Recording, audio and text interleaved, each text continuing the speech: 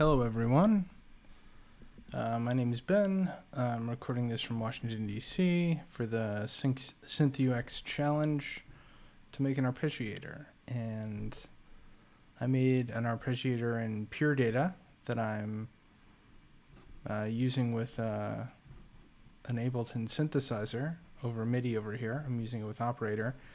The arpeggiator itself only outputs MIDI, and it has this button here to play a note. And as you can see, when I hit that button, the MIDI light in Ableton is lighting up, and we see some notes get played in the synthesizer here, which has a little effects chain just for sounding nice.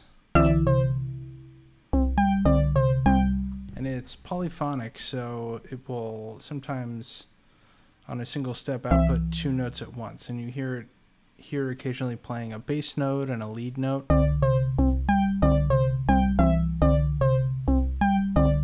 In a single step. And so after our sort of like single note, single step control here, we have a toggle that will turn on the sort of like step sequencer feature, and it'll just play notes.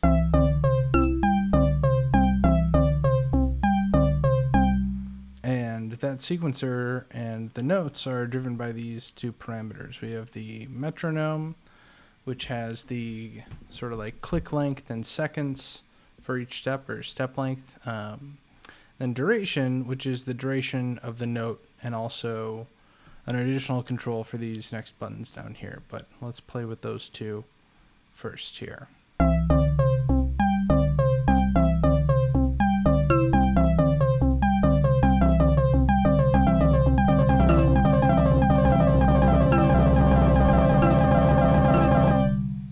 So when I sort of turn down this metro value, you hear the steps go faster and faster as the duration in between them shrinks down to 33 milliseconds here.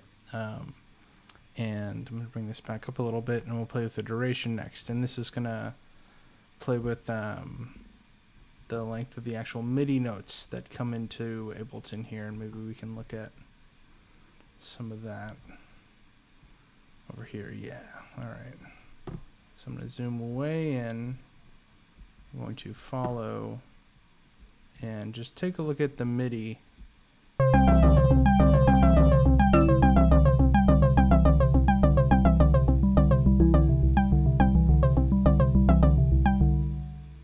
So we see the MIDI notes are shrinking. There's no sort of like sustain with this sequencer. It's simply note on and note off. So any like envelope beyond note on and note off, you're hearing like there's some sustain on these envelopes in the synthesizer. But it gets, it's pretty interesting. Like,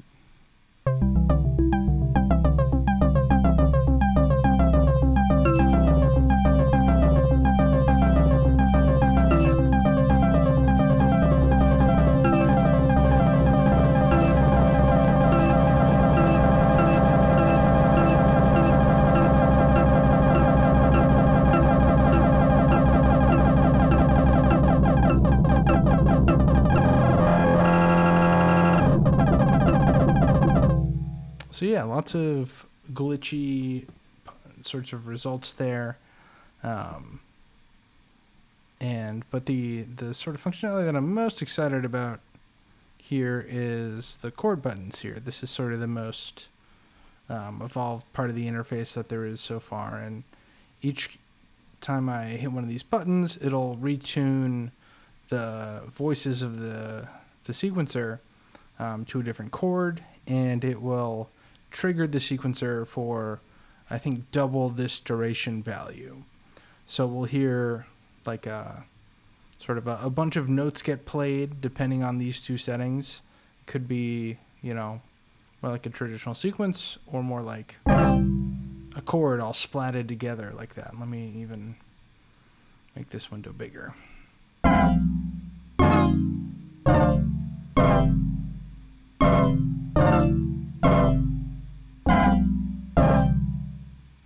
So that's kind of fun. And let's sort of like bring up the metro, and we get less jumble, more like a little chunk of our sort of sequence being generated to the specified chord.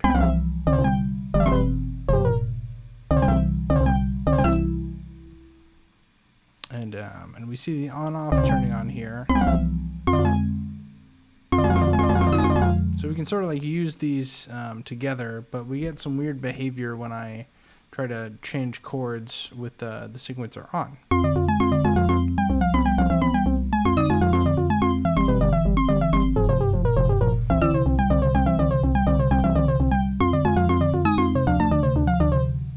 So there's a pause that's sort of like tied to this duration value there.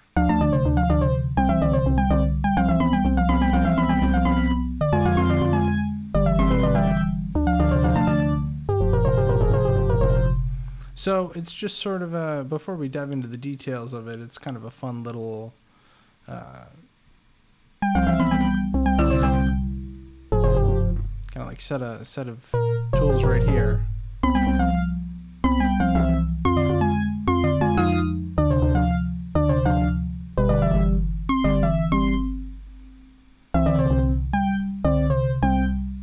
Yeah, so we can sort of like, you know, play chords and then do trailing notes or turn on the sequencer.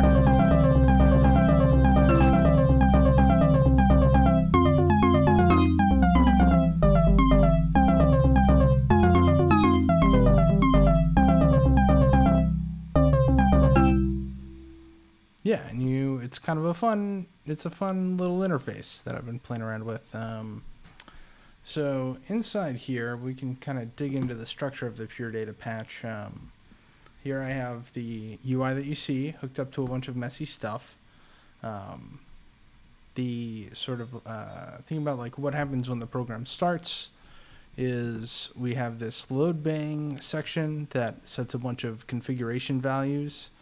We have our sort of like initial metronome speed, the initial note and MIDI notes. This is middle C. For 60, the duration of the step, and then some different configuration for our different voices. We have one bass voice, 4 ARP voices, and 1 lead voice. And back in the sort of above patch, we see some of those configuration values for the different voices being set by these different chords. And this is, and all of these sort of values are in MIDI notes or semitones. So we have a tonal center at 62 here, which means it's going to be some sort of D chord. The first note is going to be offset by 3 semitones, the second note offset by 7, the third offset by 0, the fourth by -2 semitones, sort of spelling out the letters of the chord that I want to play here.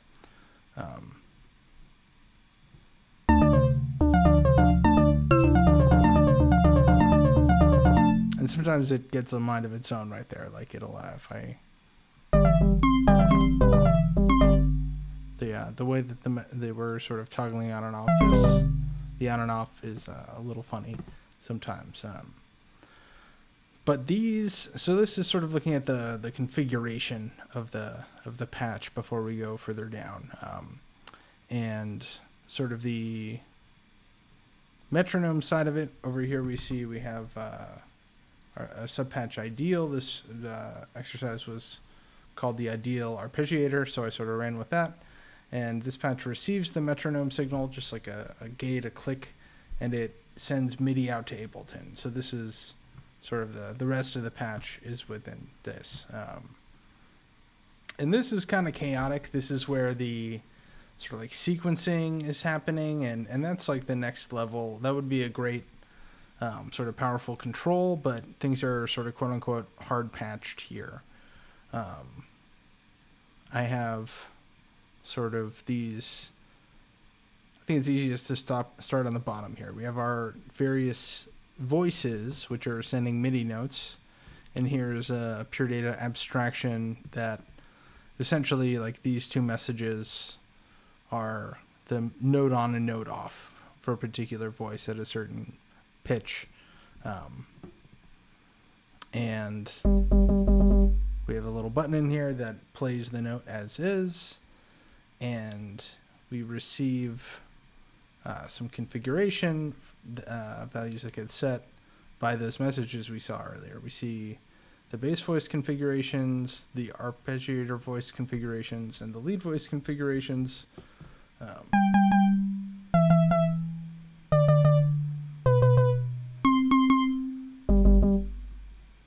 And yeah, and then some other things that I was just kind of messing around with. And these voices moving upwards are powered by that clock signal and different sort of like clock divisions and sequencing that I do. So the inlet here receives the metronome pulse, and it sort of, that pulse increments essentially like counters. We have like a step counter, and that's sort of these two this float box in pure data that when you it initializes with 0, and then when you send a bang to the left inlet, it both outputs a value and sets and increments itself here. So if I sort of have a little number box there, I can set up a little bang, it's called in PD, and we see we're at like step 3000 here.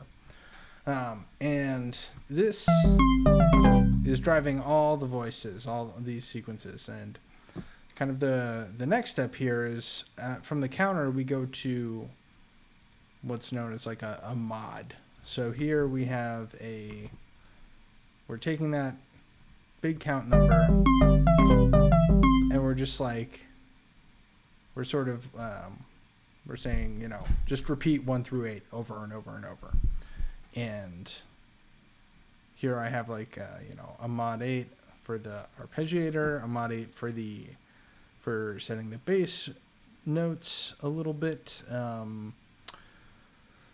And I've got this mod 27 for the lead just to, I've got this mod 27 for the lead just to have some weird offbeat rhythms.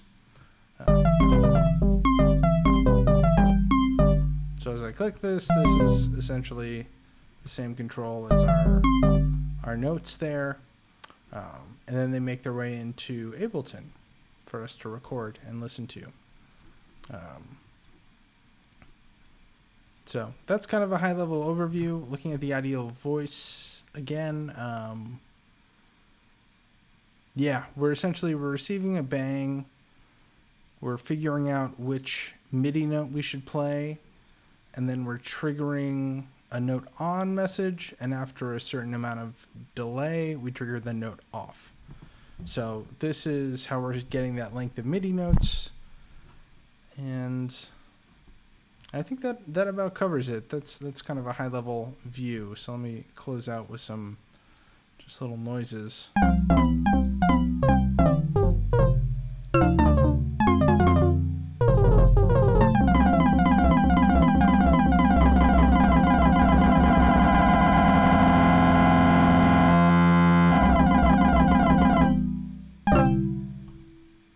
Nice. And sort of looking at a previous experiment, here's a fun little beat with some chords generated by this thing.